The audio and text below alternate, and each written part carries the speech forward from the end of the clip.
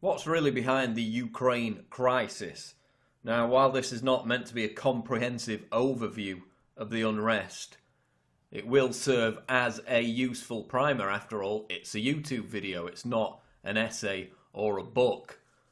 The main driving factor behind the uprising in Ukraine, and one that's been buried as a footnote by the corporate media, as would be expected, is that this is yet another faux revolution instigated by Washington in an attempt to geopolitically isolate Russia as part of NATO's encirclement of Moscow. You may remember back in 2004, Viktor Yushchenko, the Orange Revolution in Ukraine, which of course was accomplished, as is widely acknowledged now, with the aid of the Washington establishment, and specifically the National Endowment for Democracy, Freedom House, and George Soros's Open Society Institute, instigating these faux protests as an act of regime change. And lo and behold, one of the major protest groups involved in this uprising, you call it a protest group, it's actually a very violent organisation, Spilna Sprava, translated as the right deed, which is an Open Society Institute supported and funded group. So one of the major protest groups behind this uprising, funded by George Soros. Now, just as with all military adventures, faux uprisings, and instigated acts of regime change, you have a viral YouTube video to back it up. Remember the Coney 2012 scam? Well, now we've got the I am a Ukrainian scam. This is a video which has already achieved 1.5 million views on YouTube. This attractive woman explaining the grassroots credibility of the Ukrainian protest movement. But if you actually have a look at who's behind this video, it's the same people who were involved in the 2004 uprising backed by the Washington establishment. Go to the author of the video and it explains that it's straight out of Stanford University. It's funded by a Moroccan prince, and it's inspired by the work of Stanford University's Larry Diamond.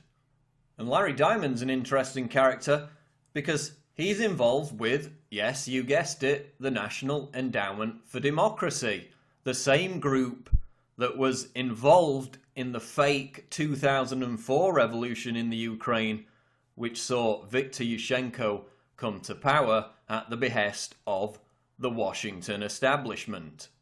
So we have viral YouTube videos created by people linked to the very entities that were behind the 2004 faux revolution, which again saw Yushchenko come to power, an act of regime change.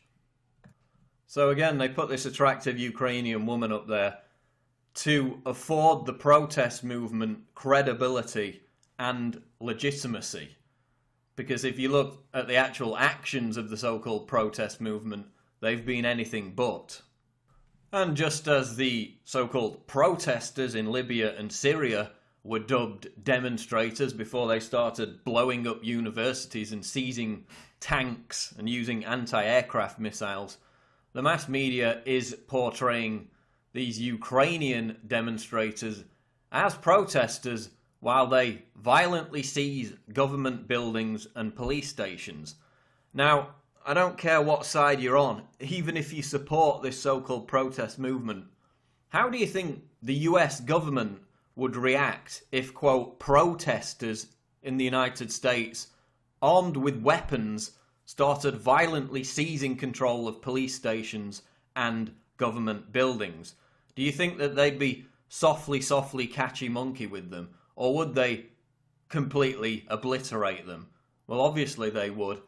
And yet, of course, the characterization of these protesters as demonstrators and protesters, when in fact, even if you agree with their cause, you have to acknowledge that they're violent revolutionaries and in some cases militants. Because unlike the attractive Ukrainian woman in the fake viral YouTube video, this is not a protest. It's an act of regime change. And these protesters, many of them who are even unaware of this, are mere pawns in a bigger game. The protesters are being paid cash money to maintain their demonstration and occupation. Where's some of that money coming from?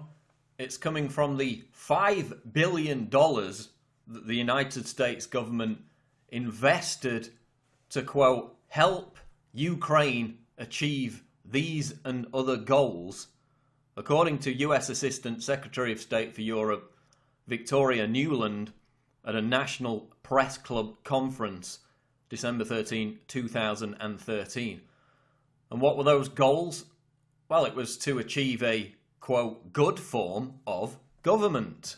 Now, according to Victoria Nuland, what does a good form of government represent? Well, it represents the United States, Washington, being able to pick and choose its crony puppets to staff the Ukrainian puppet government. Because, of course, Nuland and top diplomat Jeffrey Pyatt were caught in a leaked phone conversation discussing on which politicians they would choose to run the Ukrainian government after the phony revolution achieved its goal of regime change. He's now gotten both Seri and Ban Ki-moon to agree that Seri could come in Monday or Tuesday. Okay. So that would be great, I think, to help glue this thing and have the UN help glue it. And, fuck the EU. No, exactly. And I think we've got to do something to make it stick together, because you can be pretty sure that if it does start to gain altitude, the Russians will be working behind the scenes to try to torpedo it. Now, after this emerged, Nuland did not apologise for the fact that she was caught conspiring on how to overthrow an elected government. She apologised for being rude to the European Union. Which gets us back to the crux of the issue, which is the fact that these protests started after Ukraine rejected an economic deal with the European Union in favour for one with Russia. And this is what prompted many of the Ukrainians living in the west of the country, who genuinely do hate Russia because of its past, to start these protests. So many of the initial protests may have been genuine people expressing their grievances. But why they would want to side with the EU is baffling. They're complaining about corruption within the Ukrainian government, which is a fair point. But corruption is endemic within the European Union. The cost of the European Union's corruption on an annual basis is almost the entire GDP of Ukraine's whole economy. So yes, many of these protests started with genuine grievances against corruption within the Ukrainian government. But siding with the EU, which is one of the most corrupt institutions on the planet, is really not going to solve the problem of corruption. And neither is siding with Mr.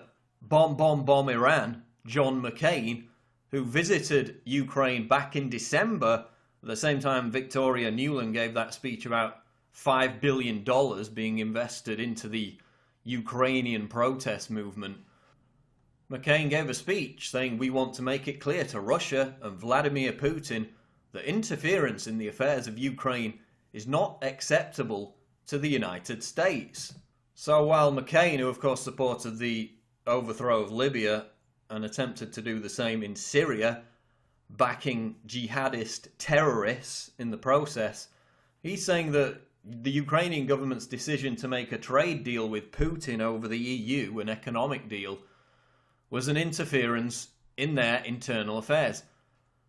I would say that Victoria Nuland's open statement, leaked conversation, conspiring to pick and choose Ukraine's future leaders, I would say that that's probably more of an example of interfering in a country's internal affairs.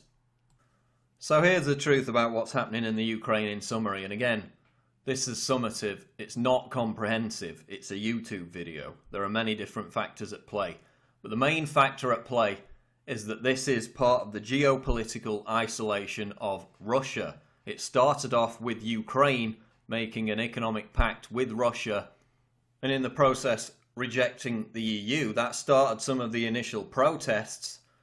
It then looked as if the EU was backing off because they're afraid of Russia taking retribution against the European Union by cutting off the oil pipeline which runs from Russia to the EU. So as this began to descend into almost civil war, even the EU saw sense and begin to back off their agenda. Then Victoria Nuland arrived on the scene with her "fuck the EU" leaked phone conversation. And now it really appears as if Washington is ready to risk a major advance towards a new Cold War by turning these protests into not only complete mass civil unrest, but actual civil war. And if you want to read a great summary article explaining all this, Paul Craig Roberts, former Treasury Secretary, Washington orchestrated protests are destabilizing Ukraine. It's about the CIA, the State Department, NGOs, the National Endowment for Democracy, doing just what they did back in 2004, which is instigating this fake revolution and ensuring it turns violent and bloody as part of regime change to overthrow the Ukrainian government and to get one step closer to the Russian frontier, encircling Moscow with military bases as part of Washington's goal to impose hegemony over the entire world. But the difference between 2004 and now is that they risk sparking a new Cold War in doing so. This is Paul Joseph Watson reporting for Infowars.com.